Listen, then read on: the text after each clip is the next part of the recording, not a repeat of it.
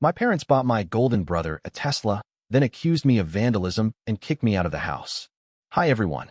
Before I get into my story, I just want to say, if you're here, please take a second to like and subscribe.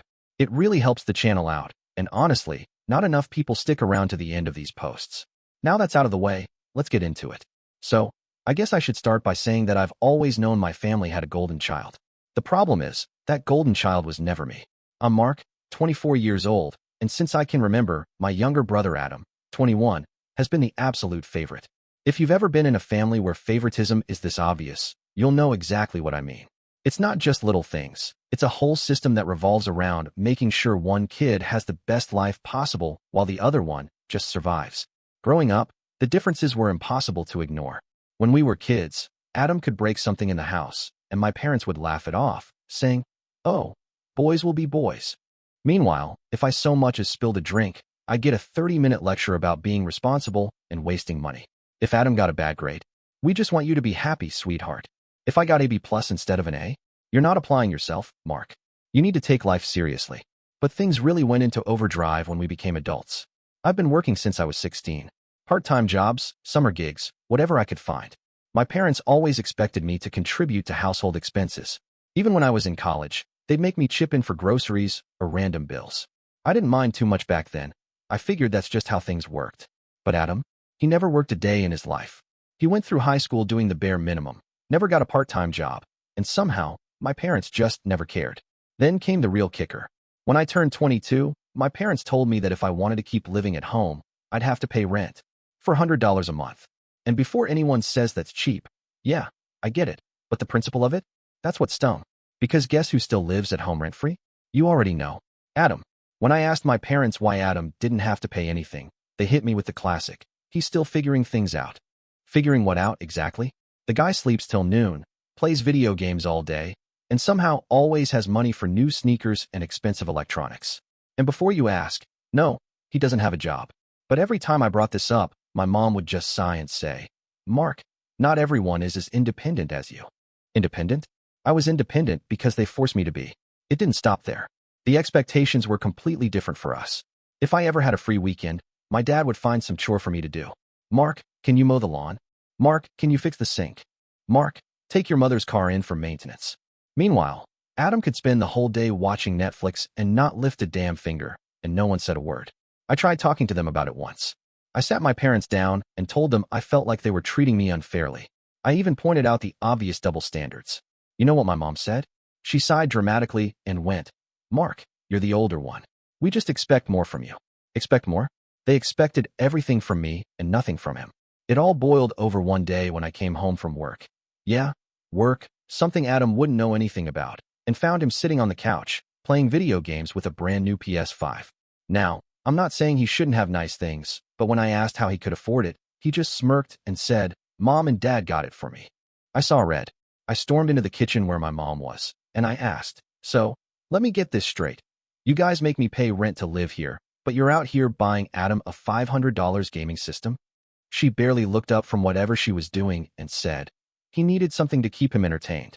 He's been feeling a little down lately." I honestly thought I was losing my mind. I feel down too, you know. Do I get something nice? She gave me that patronizing smile and said, "You're different, Mark. You've always been strong." I couldn't believe what I was hearing. It was like they didn't even see how unfair they were being. I decided right then and there that I was done playing along. I started looking for my own place. It wasn't easy, especially with how expensive everything is, but I made it happen.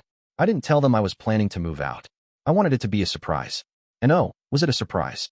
The day I signed my lease, I came home and told them, "I'm moving out next week." My mom blinked at me like I had just told her I was moving to another country. "What? But we need you here." "For what?" I asked. "To keep paying your bills while Adam lives here for free?" She gasped like I had just insulted her, but my dad jumped in. "Now hold on, Mark. Let's be reasonable." "No, let's not." I cut him off. "I'm tired of being reasonable. I'm tired of being the only one held to any kind of standard. You don't treat us the same, and you never have."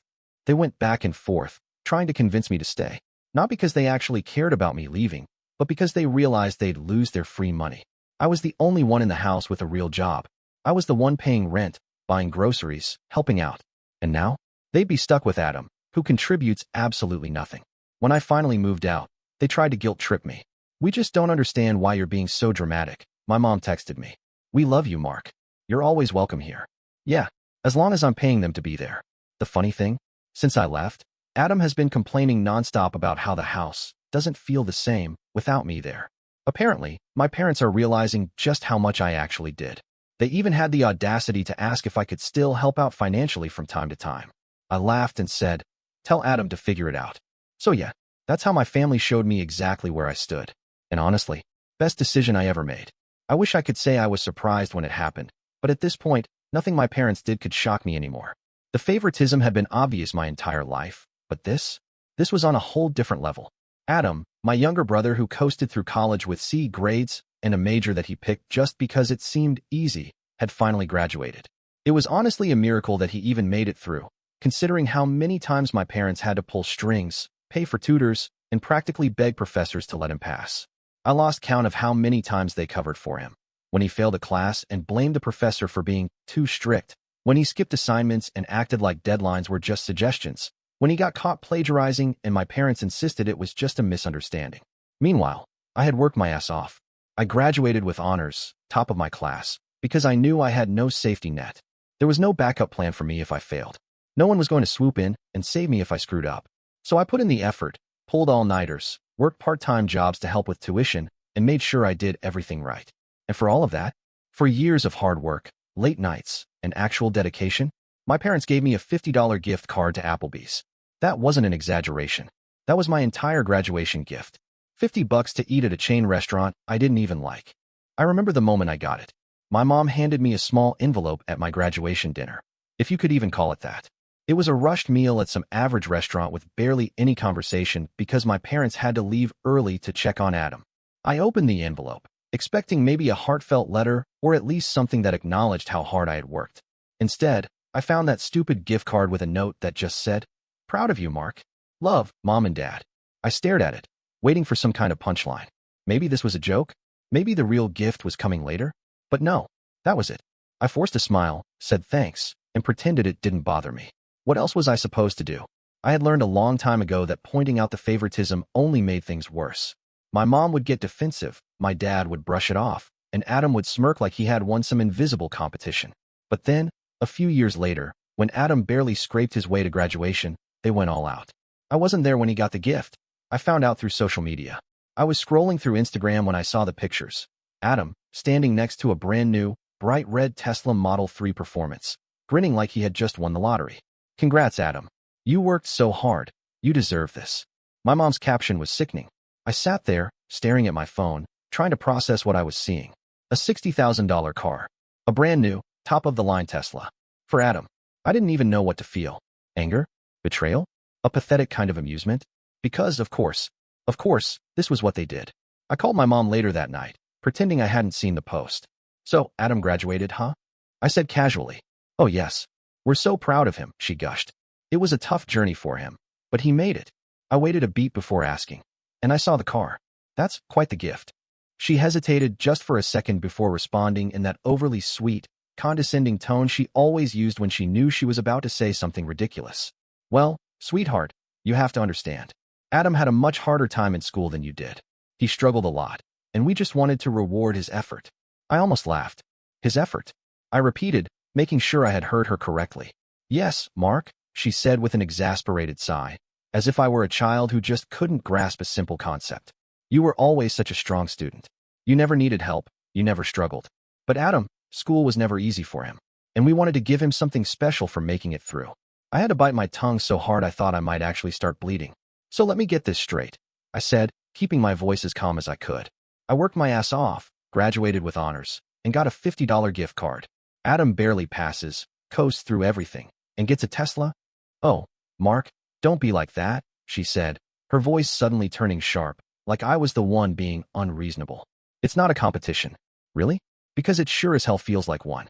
And it's a game I apparently lost." She sighed again, clearly done with the conversation. "We love you both equally. But you have to understand, sometimes kids need different things." I wanted to argue. I wanted to yell. But I knew there was no point. There never was. I hung up soon after, staring at the wall of my apartment, feeling that familiar bitterness settle in. It wasn't about the car. It wasn't even about the money. It was about the fact that, no matter what I did, No matter how hard I worked, I would always be second place in their eyes. I didn't say anything to Adam about it, because what would be the point? He would just shrug and say, "Hey man, it's not my fault," like he always did. And technically, he was right. It wasn't his fault our parents spoiled him and ignored me, but he sure as hell never complained about it. The thing that really got to me, though? A few weeks later, my mom called me, out of nowhere, acting unusually nice.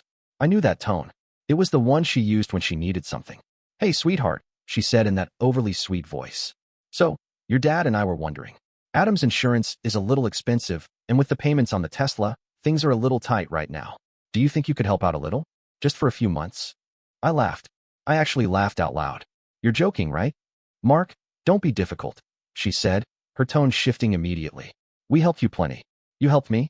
Really? Because all I remember is paying rent while Adam lived for free. All I remember is busting my ass in school and getting a gift card while Adam gets a luxury car. And now you want me to help pay for it?" She huffed. "It's just a small favor, Mark. Family helps each other." I could feel my blood boiling. "Yeah? Well, here's a fun idea. Why don't you ask Adam? He's got a brand new car. Maybe he can figure out how to pay for it." She didn't like that answer. She got mad, said I was being selfish, ungrateful, and that I'd regret this attitude one day. I just hung up. And for the first time in a long time, I didn't feel bad about it. It didn't take long for the Tesla to become Adam's entire personality. If I thought he was insufferable before, it was nothing compared to the version of him that emerged after he got that car. Suddenly, every conversation had to involve the Tesla in some way. If someone mentioned their car, Adam would immediately interrupt with, "Oh, well, it's not a Tesla, but I guess it's decent." If anyone talked about gas prices, he'd smirk and say, "Can't relate," before launching into a speech about how superior electric vehicles were. If I so much as mentioned something remotely car-related, he'd roll his eyes and tell me I just didn't understand because I drove a peasant car. And then there was his social media. If you had the misfortune of following Adam on Instagram, you'd think he was the CEO of Tesla himself. Every single post was about the car. A photo of him leaning against the hood with some ridiculous caption like, "Success looks good on me." A video of him accelerating just to show off the speed, followed by some nonsense about how people who drive gas cars are stuck in the past. He even started making TikToks, filming himself weaving through traffic, blasting music, and doing dangerous stunts just for likes. At first, I ignored it. Let him act like an idiot online, I figured. If he wanted to make a fool of himself, that was his problem. But then he started driving like a complete maniac in real life. He had never been a good driver, even before the Tesla. He was careless, impulsive, and had zero regard for the rules of the road. But now he had a car that could go from 0 to 60 in 3 seconds, and he acted like that meant he was invincible. He would speed down residential streets just because he could, barely slowing down at stop signs, cutting people off in traffic like it was a game.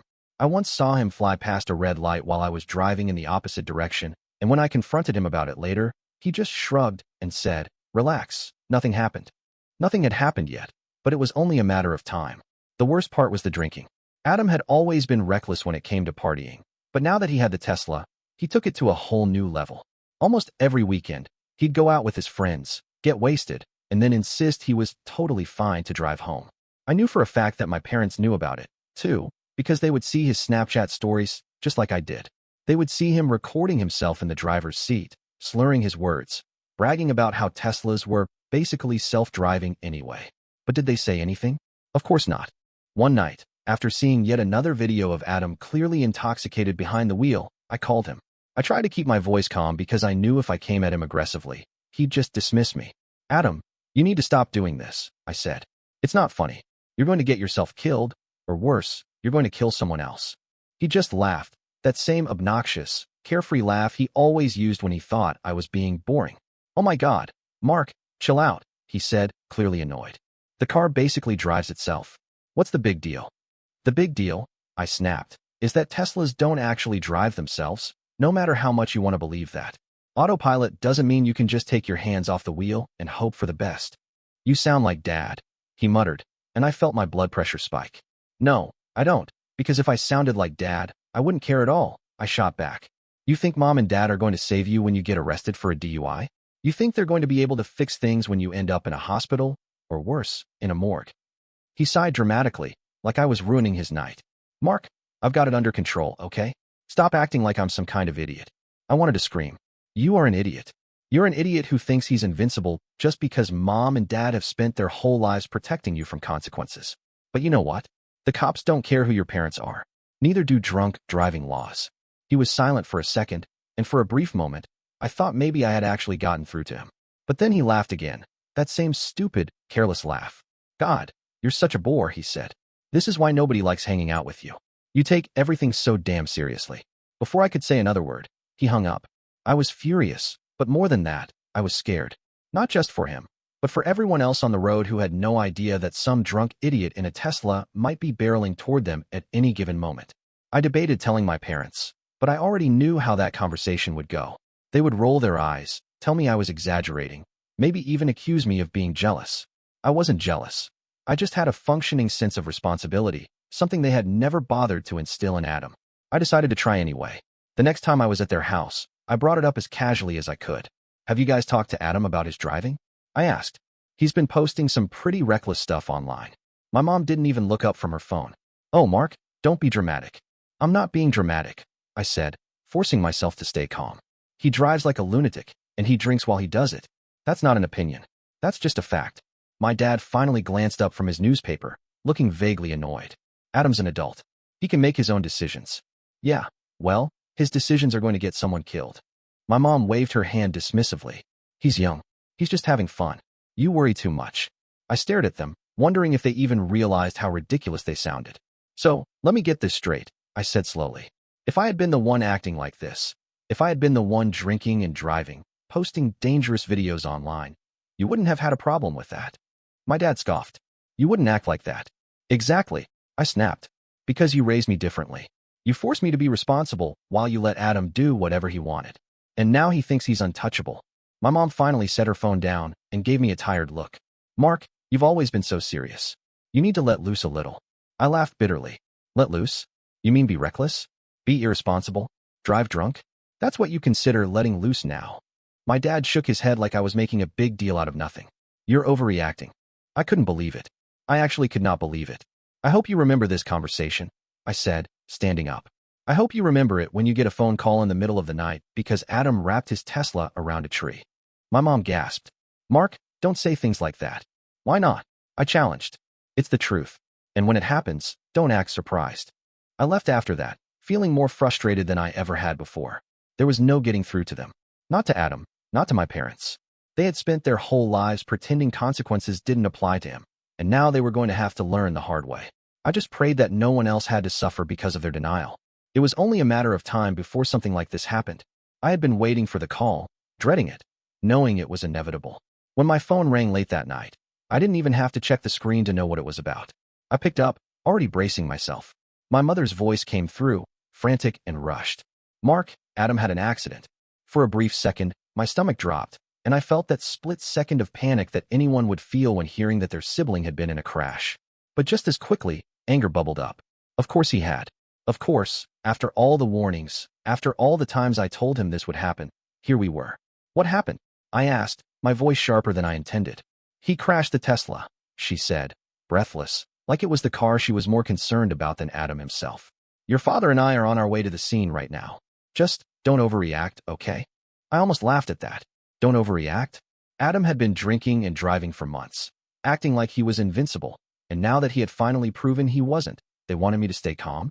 Is he hurt? I asked, keeping my voice even.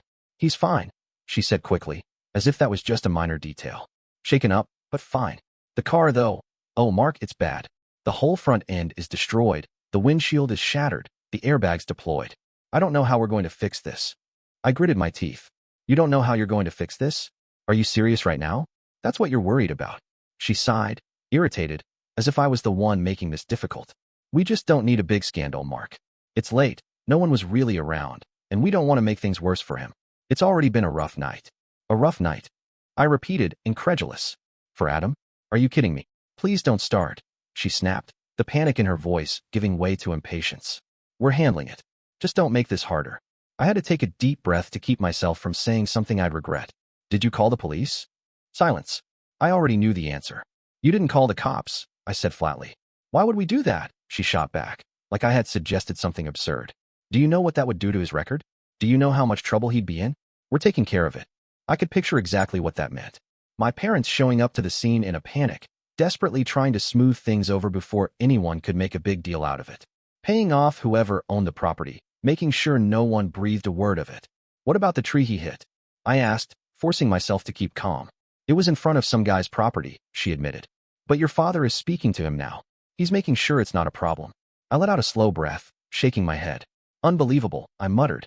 So you're just paying him off? If that's what it takes, she said defensively. We don't need Adam getting into legal trouble over a stupid mistake. A stupid mistake, I echoed, barely able to contain my frustration. A stupid mistake that could have killed him. That could have killed someone else. But it didn't, she said quickly. Everything is fine. We just need to figure out what to do about the car. I had to hold the phone away from my face for a second. The car. That was their priority. Not the fact that Adam had been drinking. Not the fact that he could have seriously hurt someone. No, their biggest concern was the Tesla. I took another deep breath, running a hand through my hair. You realize that he's just going to do this again, right? He's learned his lesson, she insisted. I laughed, but there was no humor in it. No, he hasn't. Because you're going to clean up his mess like you always do. You're going to make it go away, and he's going to get away with it. Again. And next time, maybe it won't just be a tree. Maybe next time, it'll be a person. But as long as the Tesla is okay, I guess that's all that matters. She scoffed. You always have to be so dramatic, Mark. You think we don't care about his safety? Of course we do. That's why we're handling this. You're not handling it, I said. You're enabling him. Mark, she snapped, but I was done. Good luck fixing your precious Tesla, I said, and I hung up. I stared at my phone, my whole body tense with frustration. I should have felt relieved that Adam wasn't hurt, but all I felt was exhausted. I had spent years watching my parents shield him from reality, and now they were doing it again, covering up his mistakes, making sure he never had to face the consequences of his own actions. And he would do it again, and they would let him. And one day, they might not be able to cover it up. A few days after the crash, I got a text from my mom asking me to come over for a family discussion. I knew exactly what that meant. My parents never called meetings unless they wanted something, and I had a sick feeling in my stomach that I already knew what it was. Still, part of me was curious. I wanted to see just how far they were willing to go to protect Adam this time. So, against my better judgment, I went. When I arrived, my parents were already seated in the living room, looking tense. Adam was sprawled out on the couch, scrolling through his phone like he couldn't be bothered to acknowledge that I was there. My dad gestured to the chair across from them, like this was some kind of boardroom negotiation. Mark, my mom began, putting on her most serious yet soothing voice, the one she always used when she was about to ask for something outrageous. We've been looking into the situation with Adam's car, and there's a bit of a problem. I leaned back, arms crossed. A problem, I repeated, feigning ignorance. She sighed dramatically, as if this whole thing was such a heavy burden for her to carry. The insurance won't cover the repairs, she admitted. I raised an eyebrow. Because he was drunk when he crashed it? My dad cleared his throat, avoiding my gaze. There are details of the incident that make it complicated. I almost laughed at how carefully they tiptoed around the truth. Right? Complicated. Meaning Adam was driving under the influence, and now you're stuck with the bill. My mom shot my dad a quick look, silently urging him to take control of the conversation. He sat up straighter, lacing his fingers together. That's why we wanted to have this discussion as a family, he said. We need to find a solution together. I already knew where this was going, but I let them talk. We were thinking, my mom continued, her tone carefully measured, that since you're the only one in the family with substantial savings, maybe you could help cover the repairs. Just for now. We'd pay you back, of course. I let that sit in the air for a moment, just long enough for the absurdity of it to settle in. Then, I leaned forward. How much? My dad hesitated, then finally answered. $14,500. I blinked. $14,500. I repeated slowly, making sure I had heard correctly. My mom clasped her hands together like she was delivering great news. We thought this would be the best solution. You're always so responsible with money, and we know you're doing well. It's just a short-term family loan. I turned to Adam, who still hadn't looked up from his phone. And what exactly is Adam contributing to this family solution? Adam shrugged, still staring at his screen. I don't have money, he said casually, like that was an acceptable response. Of course you don't, I muttered, shaking my head. That's when he finally looked up, smirking like this was all some minor inconvenience. You don't even need all that money, Mark. You're always at work anyway. What do you need an expensive apartment for? I felt my jaw tighten, my hands balling into fists at my sides. There it was, the absolute entitlement, the complete disregard for anything outside of his own convenience. He had wrecked a $60,000 car that he didn't pay for, nearly got himself killed, And now he expected me to cover for him because, in his mind, I had extra money that I wasn't using the way he thought I should. I exhaled slowly, forcing myself to stay calm. No, I said simply. My mom frowned, clearly not expecting that answer. Mark, we're just asking you to help out your family. No, I repeated. My dad sat forward, his expression darkening. Mark, this isn't a small thing. Adam needs this car for his future. His future? I scoffed. What future? Making more TikTok videos of himself speeding through intersections? Getting blackout drunk and wrapping another car around a tree? Maybe next time he'll take out someone's fence. Or a pedestrian. Then what? Another family solution? My mom gasped, offended, as if I was the one being unreasonable. Mark, please. He made a mistake, but we need to move forward. No, I said again, firmer this time. Adam made a choice. And you too made another choice when you decided to cover it up instead of holding him accountable. Now you're dealing with the consequences, and you want me to pay for it? I shook my head. Absolutely not. My dad's face turned red, and my mom was looking at me like I had just slapped her. Adam, on the other hand, just rolled his eyes and went back to his phone, completely unfazed, because in his mind, this was just another inconvenience that his parents would eventually fix. Mark, my mom tried again, her voice pleading now. We can't afford this on our own. You know we've helped you before. I let out a humorless laugh. Helped me? You charged me rent while Adam lived here for free. You gave me a $50 gift card when I graduated with honors and bought Adam a brand new Tesla for barely passing. You've never helped me. You've used me. And I'm done. My dad slammed his hand on the table. Mark, you are part of this family, whether you like it or not. Then maybe it's time to redefine what family actually means, I said coldly. Because this isn't it. I stood up, grabbing my coat. Mark, wait, my mom begged. You can't just leave like this. I turned to look at her, my voice flat. Watch me. And with that, I walked out the door, leaving them sitting there, stunned, as if it had never even crossed their minds that I might say no. After I walked out of that so-called family meeting, things in the house became unbearable. My parents weren't the type to scream or throw tantrums, but they had their own way of making their displeasure known. The air in the house was thick with unspoken tension, every conversation laced with passive-aggressive remarks. My mother would sigh dramatically whenever I walked past her, shaking her head like I had personally betrayed her. My dad kept giving me these long, disappointed stares, like I was some kind of failure for not stepping up to fix the mess they had created. Adam, unsurprisingly, didn't seem to care at all. He barely acknowledged me, too busy sulking about his wrecked car or scrolling through his phone, already acting like someone else would come along to solve his problems. At first, they tried to guilt-trip me in subtle ways, little comments about helping family and how everyone has to make sacrifices sometimes. My mom even attempted to corner me in the kitchen one evening, her voice soft, almost pleading. Mark, I just want you to think about this again, she said. We're all struggling right now. You're the only one who can make this right. I didn't even bother responding. I just turned and walked away, refusing to engage in yet another manipulative conversation. But then things took a turn. A few nights later, I was in my room when I overheard my dad talking on the phone. His voice was low, but the walls in the house were thin enough that I could still make out the words. Yes, I understand, but the claim was denied.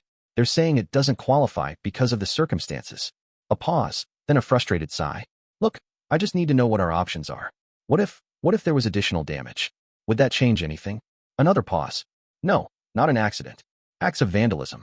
That's covered, right? I froze. I had to have misheard that, right? He wasn't seriously talking about making a fraudulent insurance claim, was he? I stayed completely still, straining to hear more, but my dad lowered his voice even further, and I couldn't catch the rest of the conversation. But I had heard enough. I should have confronted him right then and there, but honestly, I didn't want to deal with it. I was exhausted. I had spent my entire life watching my parents enable Adam, but this was something else. This was desperation. This was them actively trying to find a way to cheat the system instead of holding Adam accountable. I went to bed that night with a bad feeling in my gut, but I forced myself to push it aside. Maybe I was overthinking things. Maybe nothing would come of it. I was wrong. The next morning, I was jolted awake by a piercing scream from outside. My mother. I threw off my blanket and rushed to the window, my heart pounding. She was standing in the driveway, clutching her chest like she had just witnessed a murder. My dad was next to her, staring in stunned silence. Adam was on the front steps, his mouth slightly open, his phone hanging loosely in his hand. Then I saw it. The Tesla, or what was left of it. The car, which had already been in bad shape from the crash, was now completely wrecked. The windshield had been shattered, jagged cracks running through the glass like spiderwebs. The side mirrors were torn off, wires dangling where they had once been. The hood was crumpled even worse than before, deep dents and scratches covering the surface. And then I saw the bat. It was lying next to the garage, just a few feet away from the destroyed car. A bat that looked very, very familiar. Because it used to be in my room. I didn't even get a chance to process what I was looking at before my mother turned toward me, her expression shifting from shock to something much more dangerous. "Mark," she whispered, her voice shaking, but not with fear, with accusation. I took a step back. "Are you serious right now?" My father picked up the bat, inspecting it like it was some kind of damning piece of evidence. "This was in your room, wasn't it?" he asked, his voice carefully neutral. I let out a bitter laugh, unable to believe what I was hearing. "Yeah, it was. Which means someone went into my room, took it, and used it to do this." I gestured toward the car. "And you think that person was me? Who else would have done this?" my mother demanded. "You were furious about the car. You refused to help, and now." I cut her off, shaking my head in disbelief. "Unbelievable. You think I would destroy a car just because I didn't want to pay for it?" "You've been angry," my dad said, his voice still maddeningly calm, like he was trying to be the reasonable one. "You walked out of our conversation the other day. Maybe you acted on impulse." I looked at Adam, waiting for him to say something, anything. But he just stood there, staring at the wreckage, his jaw tight. He wasn't surprised. He wasn't even upset. If anything, he looked satisfied. Realization hit me like a freight train. Adam knew. He knew what was going to happen. Or worse, he was the one who did it. I turned back to my parents, forcing myself to stay calm. "If you really think I did this, call the police," I said. "Go ahead. File a report. Let them investigate." My mom hesitated, her eyes darting toward my dad. That was the last thing they wanted. If the police got involved, their whole insurance scam would fall apart. My dad exhaled sharply, clearly frustrated. "We just want to find a solution," he said. I narrowed my eyes. "A solution? You mean you want me to take the blame so you can file your little insurance claim? So you can get the money and fix Adam's car without consequences?" "Mark, please," my mother said, her voice softening, like she was trying to appeal to me one last time. "If you just say you lost control, that you—" "No," I said, cutting her off. "I'm not lying for you. I'm not lying for Adam. And I'm definitely not taking the fall for something I didn't do." My father clenched his jaw, gripping the bat tightly before tossing it back to the ground. "Then I guess we'll find another way," he muttered. I didn't know what that meant, and frankly, I didn't care. Because in that moment, I knew one thing for sure. I was done with this family. I should have known they wouldn't just let it go. That night, after the chaos had settled and I locked myself in my room, I lay awake, staring at the ceiling, waiting for whatever came next. I knew my parents. I knew Adam. They had already tried to manipulate me, guilt-trip me, and when that failed, they tried to scare me. But this was something else. This was desperation, and desperate people do dangerous things. The next morning, I walked into the kitchen, and the moment I stepped in, I could feel the tension thick in the air. My parents were sitting at the dining table, stiff and silent, as if they had been waiting for me. Adam, on the other hand, was completely relaxed, slouched in his chair, stirring his cereal like this was just another ordinary day. But then he looked up at me with a smirk that sent a chill down my spine. "You really did a number on the car, huh?" he said casually. I frowned. "Excuse me." Adam set down his spoon and leaned back. "Come on, Mark," he said, dragging out my name like it was some kind of joke. "We all know you were pissed off.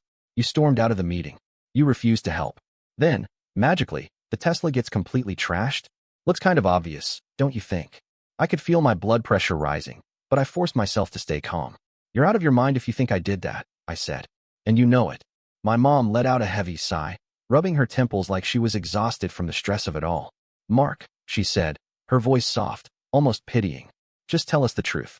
We can work this out as a family." I laughed bitterly, shaking my head. "The truth? You wouldn't know the truth if it slapped you in the face." My father, who had been silent up until now, finally spoke. "The truth is," he said, his voice calm and measured, "that we spoke to the insurance company this morning. We told them what happened." Something in his tone sent a shiver down my spine. "What exactly did you tell them?" I asked slowly. My mother cleared her throat, suddenly unable to meet my eyes. "That our son destroyed the car in a fit of anger," she admitted. My heart stopped for a second before the rage kicked in. "You what?" "It was the only way," my father said firmly, his expression unreadable. "The insurance wouldn't cover the crash. But vandalism? That's different. They'll cover it under a different clause."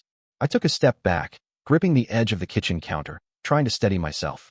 "You're trying to frame me for vandalism," I said, my voice barely above a whisper. My mother gasped, as if I was being ridiculous. "Mark, we are not framing you.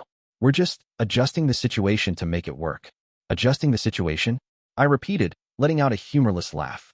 You mean committing insurance fraud? You mean accusing your own son of a crime? You're overreacting, my father said, waving his hand dismissively. The insurance company won't even ask many questions. They just need to process the claim, and then it'll be over. I turned to Adam, who was watching all of this with amusement, like it was a show put on for his entertainment. You're really okay with this? I asked. He shrugged. I mean, it's not like they're sending you to jail or anything, he said, grinning. Just take the hit. You'll be fine. You always land on your feet, right? I had never hated him more in my life than I did in that moment. I exhaled slowly, forcing myself to stay calm, forcing myself not to give them what they wanted, an angry outburst, a reaction they could use to justify what they were doing. So let me get this straight, I said, my voice steady despite the rage boiling inside me. You're committing fraud. You're lying to the insurance company. And if they ask for proof, you're going to point the finger at me? My mother shifted uncomfortably. It's not like that, Mark. It's exactly like that, I snapped. My father straightened, his expression hardening. We didn't want it to come to this, Mark. But you refused to help. You left us no choice. That was it. That was all I needed to hear.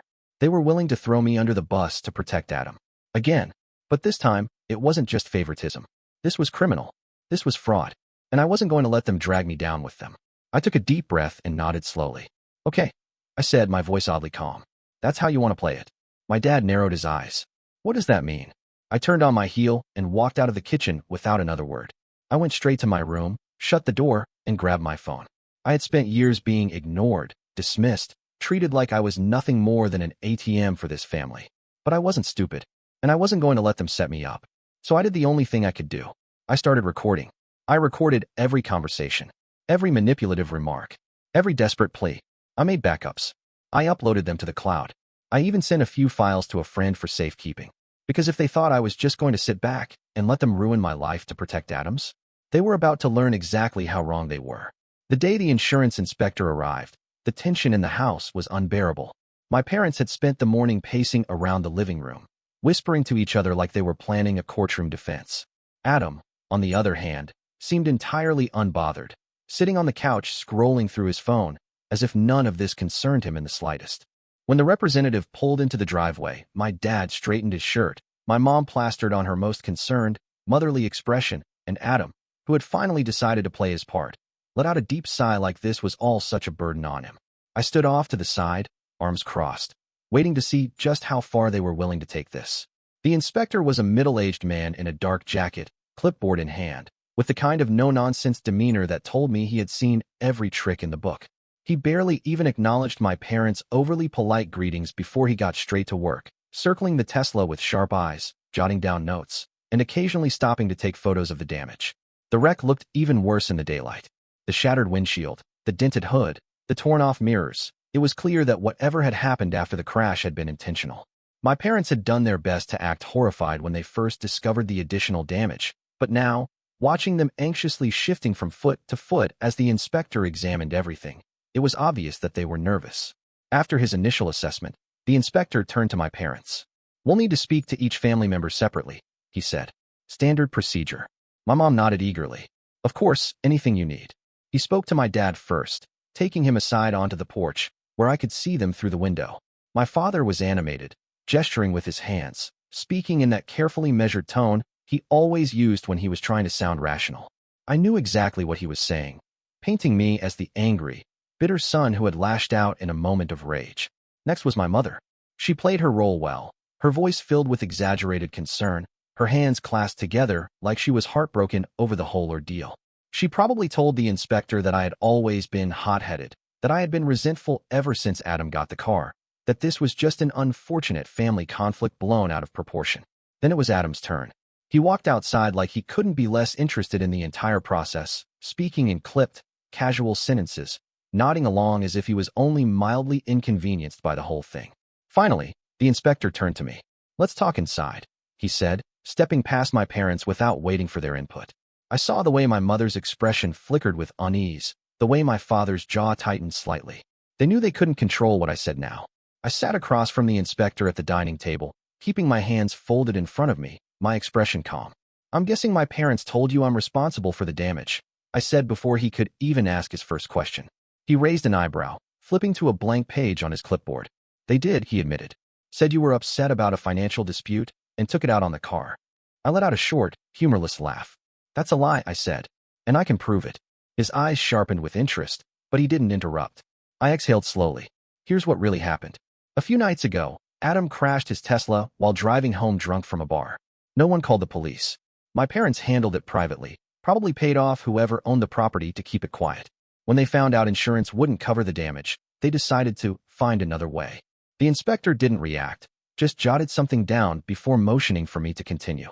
They asked me to cover the cost of repairs, $14,500, because, according to them, I was the only one with savings. When I refused, they suddenly had another idea, claim it as vandalism.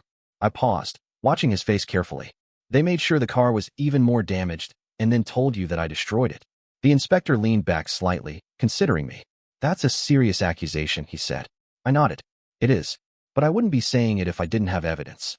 That caught his attention. He tilted his head slightly. Go on. I pulled out my phone, unlocked it, and slid it across the table. I recorded my conversations with them. Every time they pushed me to pay, every time they tried to manipulate me, and, most importantly, when they openly admitted to lying to you about what happened. The inspector picked up my phone and played one of the recordings, his expression unreadable as my father's voice crackled through the speaker. Asterisk, we told them our son destroyed the car in a fit of anger. I watched as the inspector's jaw tightened just slightly. He let the recording play for a few more seconds before stopping it and setting the phone down. That's compelling, he admitted. There's more, I said. If you really want proof that I wasn't the one who wrecked the Tesla after the crash, check the neighbors' cameras. I don't know when they did it, but it had to be at night, and someone might have footage. The inspector gave me a long, searching look before nodding. I'll look into that. He stood up, flipping his notebook closed, and gave me a firm nod. Thank you for your honesty, Mark. I appreciate your cooperation. As I followed him to the door, I could feel my parents' eyes burning into me. My mother's face was pale, my father's hands were clenched at his sides, and Adam, finally realizing that this wasn't going the way he expected, actually looked nervous for once. The inspector didn't say a word to them as he left. He just got into his car and drove off, leaving behind a silence so thick I could barely breathe. I turned to face them, my voice calm but firm. You tried to ruin my life, I said. And now, you're going to deal with the consequences. And for the first time in my life, I saw something in my parents' eyes that I had never seen before. Fear. It only took 2 days for everything to fall apart. After my conversation with the insurance inspector, I knew my parents and Adam were on borrowed time. They must have felt it too, because for the next 48 hours, the house was filled with frantic whispering, urgent phone calls, and tense silences whenever I walked into a room. My father barely spoke to me. My mother kept throwing me wounded glances like I had betrayed the family, and Adam, who had always been so smug, so untouchable, was suddenly on edge, constantly checking his phone like he was waiting for bad news. And bad news was exactly what came. Late in the afternoon on the second day, the insurance inspector returned. This time, he wasn't alone. 2 uniformed police officers stepped out of the car behind him. I watched from the window as my mother's face went ghost white, my father stiffening like a man who had just realized his entire world was crumbling around him. Adam, who had been lounging on the couch as if none of this was serious, shot up like he had been electrocuted. The inspector didn't waste time. He stepped onto the porch, his expression unreadable, while my parents rushed outside to meet him, their voices desperate and full of forced pleasantries. What's going on? My mother asked, her voice shaking. The inspector ignored her and turned to my father. I spoke to several of your neighbors, he said, his voice clipped and professional. One of them has security cameras facing the street. My father's throat bobbed as he swallowed hard. And the inspector didn't blink. And the footage from those cameras shows Adam outside at approximately 2 in the morning, holding a baseball bat and repeatedly smashing the Tesla. I watched the scene unfold from the doorway, my heart pounding in my chest. My mother let out a strangled noise. My father took a small step back like he had been physically struck, and Adam, who had been so cocky, so sure that he could lie his way out of anything, suddenly looked very, very small. You must be mistaken, my mother stammered. That doesn't make sense. The inspector pulled out a tablet, tapped the screen a few times, and then turned it toward them. Would you like to see the footage yourself? From where I stood, I couldn't see the video, but I didn't need to. I could see the way my father's face twisted in horror, the way my mother covered her mouth with trembling hands. Adam, however, stood frozen, his jaw clenched so tight I thought his teeth might crack. One of the officers finally spoke. Mr. and Mrs. Carter, I'm going to need you to step aside for a moment. We have a few things to discuss. Wait, my father started, but the officer held up a hand. The footage has already been submitted as evidence, he continued, along with the fraudulent insurance claim that was made based on this damage. This case is now being handled by the fraud division. My mother's knees nearly buckled. Fraud? She whispered. The inspector nodded. Adam attempted to commit insurance fraud by staging an act of vandalism, and you both knowingly reported false information to your insurance company. My father, who had always prided himself on being in control, looked completely and utterly lost. There must be some misunderstanding, he tried again. But the inspector wasn't finished. Under normal circumstances, this kind of fraud results in criminal charges, he said, his voice even. However, given that we have direct evidence and no monetary payout was issued yet, the insurance company is opting to settle with a fine instead of full prosecution. My mother exhaled in relief, but it was short-lived. The fine, the inspector continued, is $75,000. Silence. Complete, suffocating silence. My father's face drained of all color. My mother looked like she was about to pass out. And Adam, finally realizing that this wasn't just going to disappear, turned to them in panic. You can pay that, right? He asked, his voice thin. Neither of them answered. I stepped outside then, making my presence known. My mother turned to me immediately, her expression frantic, desperate. Mark, please, she whispered, like I was some last hope they could cling to. I crossed my arms and tilted my head slightly. You were willing to let me take the fall for this, I said, my voice calm but cutting. You were ready to let me face real consequences for something Adam did. And now you want me to help you. My father's mouth opened, then closed. For once, he had nothing to say. I took a slow breath, letting it sink in. Figure it out, I said simply. And then I turned, walked back inside, and shut the door behind me, letting them deal with the wreckage they had created. The moment I walked back inside and shut the door, I knew I was done. Not just with the situation, not just with the Tesla, but with them. All of them. My parents, Adam, the entire mess they had spent years dragging me into. This was the final line they had crossed, and there was no coming back from it. It didn't take long for the knocking to start. First, it was gentle, almost hesitant, my mother calling out my name in that soft, pleading voice she always used when she wanted to manipulate me. Then the knocking became harder, more frantic, my father's voice joining in, sharp and demanding. Mark, you need to come out here, he barked, barely keeping his composure. I stayed where I was, leaning against my dresser, staring at the wall, feeling nothing but exhaustion. Then came the pleading. Mark, please, my mother sobbed through the door. We can fix this. Just tell them it was a mistake. Tell them you were confused. I laughed, but it was empty, hollow. You want me to withdraw my statement, I said, my voice steady. My father's tone sharpened. If you had just agreed to help in the first place, none of this would have happened. I clenched my jaw, forcing myself to stay calm. You mean if I had let you steal my money and let Adam walk away without consequences again, everything would have been fine for you? This is your family, my mother cried. You can't just turn your back on us. I took a deep breath, feeling something inside me finally snap into place, like the last piece of a puzzle I had been trying to figure out my entire life. I opened the door just enough to look at them, my mother's face streaked with tears, my father's fists clenched at his sides, Adam standing behind them, pale and furious. I met their eyes, one by one, and said the words I should have said years ago. You stopped being my family the moment you decided I was disposable. And then I closed the door again. I didn't stay another night. I packed what little I had, took my savings, the money they had once called extra, the money they thought they could guilt me into handing over, and left. I found an apartment the next week, a small place that wasn't much, but it was mine. It was quiet, it was clean, and most importantly, it was far away from them. For the first time in years, I didn't feel like I was waiting for the next disaster to hit. A few months later, I got the news.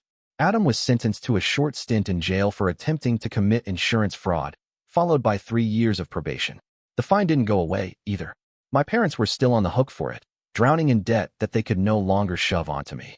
They had spent years protecting Adam, shielding him from consequences, bending over backwards to make sure he never had to struggle. And now? Now he was exactly where he had always been headed. It wasn't long before my mother started reaching out again. First, it was text messages, carefully worded to sound innocent. Mark, I hope you're doing well. We miss you. Then came the voicemails, her voice full of forced warmth, pretending like nothing had ever happened. My father tried a different tactic. He left one message, short and blunt. It's time to let this go, Mark. You made your point. But the one that solidified my decision, the one that made me realize they still hadn't learned a damn thing, came weeks later. My mother's voice was softer, more fragile this time. Sweetheart, we just need a little help. Things have been hard since everything happened. And, well, we were wondering if you could loan us a little money to get back on our feet. I stared at my phone for a long time before I did what I should have done the moment they tried to frame me. I blocked their numbers. I wasn't angry anymore. I wasn't even hurt. I was just done. Done being the backup plan, the scapegoat, the one they could rely on whenever Adam or their own decisions blew up in their faces. They had spent years making it clear who they valued, who they were willing to protect, who they were willing to sacrifice. And now, they could finally deal with the consequences. Without me. 6 months passed, and for the first time in my life, I felt free. No more walking on eggshells. No more waiting for the next disaster, the next manipulation, the next time they would try to use me for their own convenience.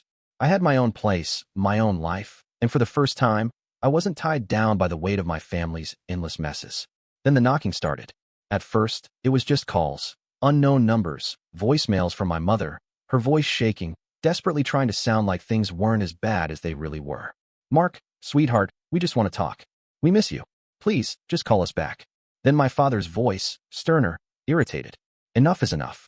You've made your point. Stop acting like a child." I ignored them all. But when the calls didn't work, they showed up. The first time I heard the knocking, I looked through the peephole and saw my mother standing outside, looking smaller than I'd ever seen her. My father stood beside her, his arms crossed, his face tight with frustration, like coming here had been his last resort. I didn't open the door, but they kept coming. Week after week, they would knock, sometimes standing there for 10 minutes, sometimes just long enough to leave another voicemail. "We lost the house, Mark." That was the message that nearly made me laugh. Of course, they did. They had spent years throwing money at Adam, covering his mistakes, shielding him from consequences, and now they were drowning in the debt they had created. The fine had been too much, the legal fees had piled up, and without me there to act as their safety net, they had nothing left. They were finally facing what they had spent years running from. The next time they showed up, I opened the door just enough to look at them. My mother's eyes were red-rimmed. My father's jaw was tight with barely restrained anger. They were expecting me to cave, expecting me to finally break, to finally say, "It's okay. I'll help you." Instead, I looked at them and asked, "What part of your plan, the one where you framed me for a crime, makes you think you have the right to ask for my help?" My mother let out a choked sob, but my father just clenched his fists. He had nothing to say, because he knew the answer. I shut the door in their faces. And that was it. That was the moment I realized, without a doubt, that family isn't about blood. It isn't about obligation. It isn't about who raised you, or who shares your DNA. Family is about the people who value you, who support you without manipulation, who stand by you without expecting something in return. I had spent years believing that if I just tried hard enough, if I just proved my worth, they would finally see me. But the truth was, they never had, and they never would. I wasn't a son to them. I was a resource, something to be used when convenient, discarded when not. So I let them go. I blocked their numbers, stopped listening to the voicemails, stopped checking the peephole whenever the knocking started. I moved forward. And you know what? My life got better. Without them, I finally had peace. I built friendships with people who actually cared, who didn't see me as an emergency fund or an emotional punching bag. I focused on my career, my happiness, my own goals. And for the first time in my life, I wasn't weighed down by the endless guilt they had spent years shoving onto my shoulders. So here's my question to all of you. What would you have done? If your own family had tried to ruin your life to save themselves, would you have forgiven them? Would you have given them another chance? Or would you have done what I did, walked away and finally chosen yourself? Because looking back, I don't regret it for a second.